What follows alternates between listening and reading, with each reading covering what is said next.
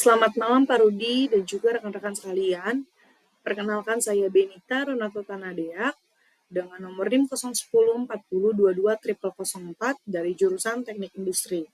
Pada kesempatan hari ini, dalam mata kuliah Perancangan dan Manajemen Orang Industri, saya akan mempresentasikan tentang leadership yang sudah saya pahami. Pertama, kita akan membahas mengenai definisi leadership. Kepemimpinan adalah kemampuan untuk mempengaruhi, memotivasi, dan mengarahkan orang lain agar bekerja sama untuk mencapai tujuan bersama. Ini bukan hanya sekedar posisi atau gelar, melainkan proses interaksi dinamis antara pemimpin dan pengikutnya. Pemimpin sendiri adalah individu yang memiliki kemampuan kepemimpinan tersebut. Mereka adalah orang yang mampu menginspirasi, memberikan arah, dan mengelola tim untuk mencapai tujuan yang telah ditetapkan. Teori leadership ada 3, yaitu trait theories, menekankan sifat-sifat atau karakteristik pribadi yang membedakan pemimpin yang efektif, seperti integritas, kepercayaan diri, dan karisma. Lalu, behavioral theories, fokus pada perilaku pemimpin yang dapat dipelajari dan dikembangkan. Yang pertama contohnya ada orientasi tugas dan juga orientasi hubungan. Lalu, contingency theories. Efektif kepemimpinan bergantung pada situasi, misalnya model Fielders contingency, Pat Goal theory, dan juga situational leadership model. Gaya kepemimpinan. Yang pertama ada authoritic atau otoriter. Pemimpin membuat keputusan sendiri tanpa masukan bawahan. Contohnya, manajer produksi selalu membuat keputusan sendiri mengenai jadwal produksi, alokasi sumber daya, dan pemecahan masalah tanpa melibatkan timnya. Ia memiliki gaya komunikasi yang satu arah dan seringkali mengabaikan masukan dari bawahannya. Dampak dari kepemimpinan yang otoriter, tim produksi mungkin akan merasa demotivasi atau merasa kurang terlibat, dan juga kedepannya tim produksi akan kurang memiliki inisiatif. Produktivitas juga bisa menurun karena kurangnya inovasi dan solusi yang kreatif dari anggota tim. Lalu yang kedua ada demokratis. Pemimpin melibatkan anggota tim dalam proses pengambilan keputusan.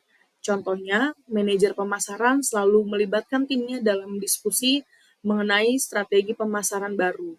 Ia menghargai ide-ide dari setiap anggota tim dan bersama-sama mengambil keputusan. Dampak dari gaya demokratis ini, tim pemasaran akan merasa lebih terlibat dan memiliki proyek tersebut karena keputusan yang diambil cenderung lebih baik karena adanya berbagai perspektif.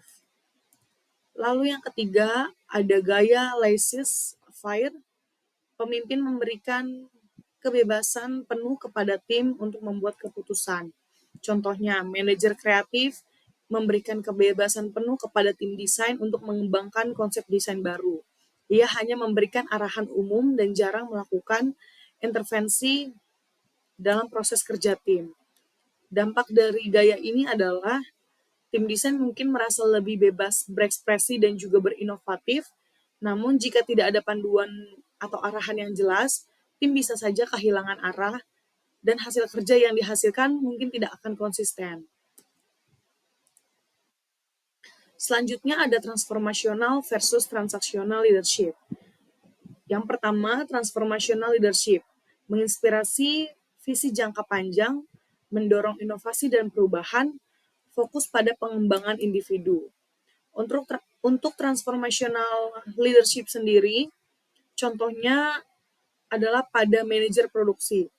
Misalkan manajer produksi mengadakan pertemuan dengan tim desain dan produksi untuk membahas tren model terbaru dan mencari dana untuk menciptakan desain yang lebih unik dan modern. Ia akan memberikan kebebasan kepada tim untuk tim mengembangkan ide-ide yang kreatif dan memberikan pelatihan tentunya untuk meningkatkan keterampilan mereka. Selain itu, manajer produksi juga akan melibatkan karyawan dalam pengambilan keputusan terkait proses produksi dan ketika itu terjadi, dampaknya adalah karyawan mungkin akan merasa lebih termotivasi dan lebih terlibat dalam pekerjaan mereka. Mereka merasa bahwa kontribusi mereka akan dihargai dan mereka merasa akan memiliki peluang untuk mengembangkan diri mereka. Hal ini menghasilkan desain-desain yang akan lebih inovatif dan juga pastinya lebih menarik, serta meningkatkan kualitas produk secara keseluruhan. Dan kedepannya perusahaan pasti akan berhasil meningkatkan penjualan dan memperkuat posisi di pasar. Lalu yang kedua ada transactional leadership, menggunakan pendekatan penghargaan dan hukuman, dan juga berfokus pada tugas rutin dan pencapaian tujuan jangka pendek. Untuk transaksional kepemimpinan, contohnya pada manajer produksi juga, manajer produksi contohnya mungkin akan menetapkan target produksi yang harian yang ketat, memberikan bonus bagi pekerja yang mencapai target, dan memberikan sanksi bagi yang tidak mencapai target. Fokus utamanya adalah pada efisiensi produk dan menjaga kualitas produk sesuai standar yang telah ditetapkan. Jika dilakukan seperti ini, dampaknya produktivitas jangka pendeknya akan meningkat, namun karyawan cenderung kurang inovatifnya dan juga kurang memiliki rasa kepercayaan terhadap produk yang akan dilaksanakan atau dijalankan. Mereka hanya bekerja untuk mendapatkan bonus saja dan juga untuk menghindari hukuman. Lalu ada charismatic versus visionary leadership. Charismatic leadership menginspirasi melalui kepribadian yang karismatik, fokus pada hubungan emosional dengan tim, dan ketiga, memotivasi melalui daya tarik pribadi. Untuk charismatic leadership sendiri, contohnya adalah jika seorang desainer terkenal dengan kepribadian yang sangat karismatik, ditunjuk sebagai CEO, ia pasti akan memiliki kemampuan komunikasi yang sangat baik dan mampu membangkitkan semangat karyawan melalui pidato-pidato yang menginspirasi.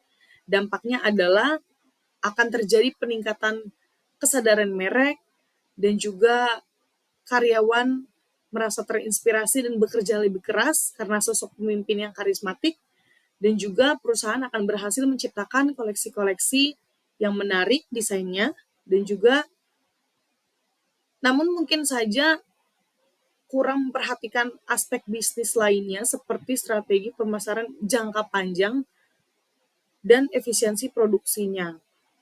Lalu yang terakhir itu ada visionary leadership. Ini mengarahkan tim menuju visi jangka panjang, fokus pada misi dan tujuan bersama, serta memberi panduan strategis untuk masa depan.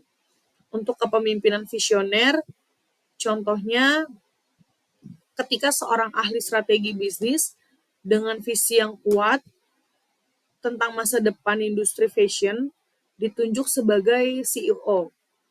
Ia pasti akan melakukan riset pasar yang mendalam dan mengembangkan visi jangka panjang tersebut untuk menjadikan brand mereka sebagai merek fashion global agar dapat dilihat oleh customer dan pastinya mereka akan mengeluarkan produk desain dengan modern. Dampak dari kepemimpinan visioner ini akan meningkatkan penjualan, penguatan merek, pertumbuhan perusahaan akan berhasil, dan memperluas jaringan distribusi di kota-kota besar. Dan juga pastinya karyawan akan merasa bangga dan termotivasi menjadi bagian dari perusahaan yang memiliki visi yang jelas dan berdampak positif pada masyarakatnya. Itu aja presentasi dari saya. Sekian, kurang lebihnya mohon maaf. Terima kasih dan selamat malam.